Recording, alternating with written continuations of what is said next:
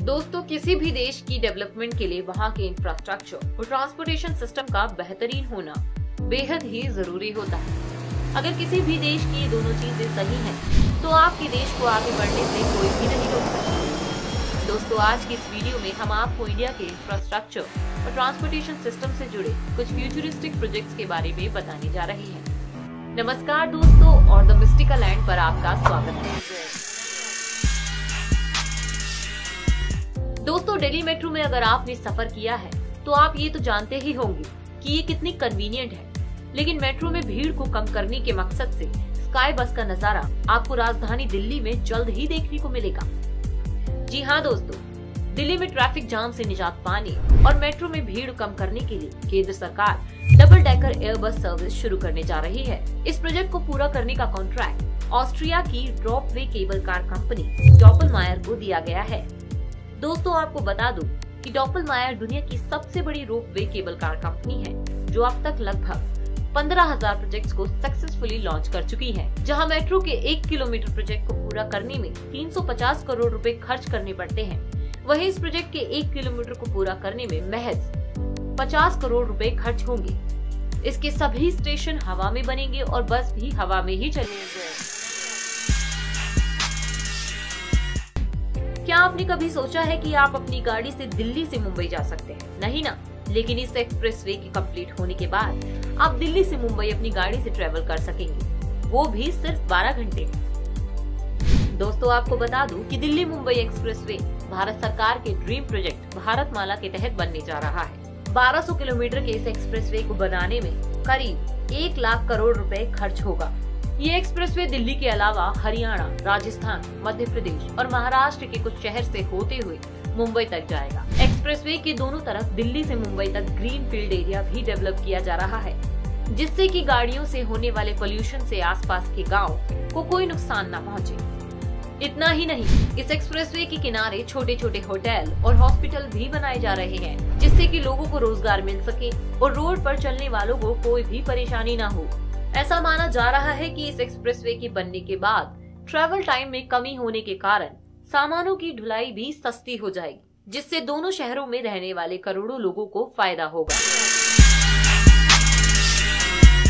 दोस्तों, वो दिन दूर नहीं जब हम और आप ट्रेन, प्लेन या बस की जगह इलाहाबाद या प्रयागराज वाटर बोट या शिप से जा सकेंगे। दिल्ली से प्रयागराज वाटर रूट की तैयारियां लगभग पूरी हो चुकी हैं और इस पर तेजी से काम चल रहा है।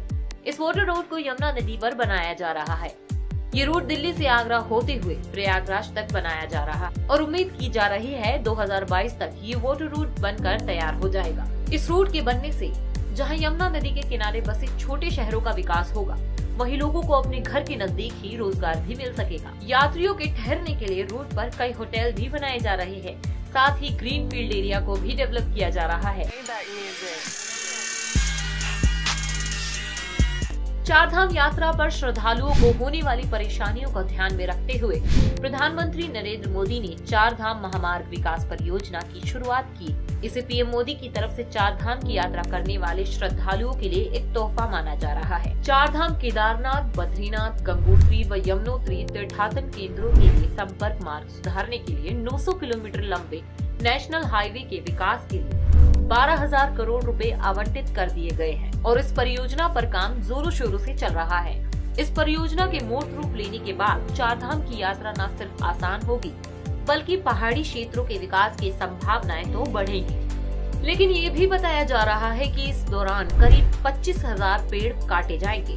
गंगा में डंपिंग और इको सेंसिटिव भागीरथी वैली में होने वाले पर्यावरण के नुकसान को लेकर भी कई सवाल हैं। अगर आप चारधाम योजना के पूरे प्रोजेक्ट पर एक विश्लेषण चाहते हैं, तो नीचे हमें कमेंट्स बॉक्स में जरूर बताएं। नवी मुंबई से एक वर्ल्ड क्लास इंटरनेशनल एयरपोर्ट बनाया जा रहा है। यहाँ मुंबई के किसी भी हिस्से से सिर्फ 17 मिनट में पहुँचा जा सकेगा। अब आप सोचेंगे कि मुंबई के ट्रैफिक में ये मुमकिन कैसे होगा, तो आपको बता दें कि इस प्रोजेक्ट के तहत मुंबई के समुद्री मार्ग को भी डेवलप किया जा रहा है। अपनी फुल कैपेसिटी में आने पर ये एयरपोर्ट सालाना 6 करोड़ पैसेंजर्स को सर्व करेगा। एयरपोर्ट के पैसेंजर्स एरिया और टावर्स का डिजाइन बनाने का काम वर्ल्ड फेमस ज़हा हदीद आर्किटेक्ट को दिया गया है। इस प्रोजेक्ट की कीमत बढ़ते बढ़ते 16,000 करोड़ तक पहुंच गई। दोस्तों, हमारे देश में ऐसे और भी कई अविश्वसनीय अपकमिंग प्रोजेक्ट्स हैं, लेकिन उन पर बात एक दूसरी वीडियो। नीचे हमें कमेंट बॉक्स में बताएं आप किस विषय पर वीडियो चाहेंगे। ऐसे ही और वीडियो के लिए हमारे YouTube channel the mystical land को अभी सब्सक्राइब करें। आज के लिए इतना ही। आपका बहुत बहुत शुक्रिया।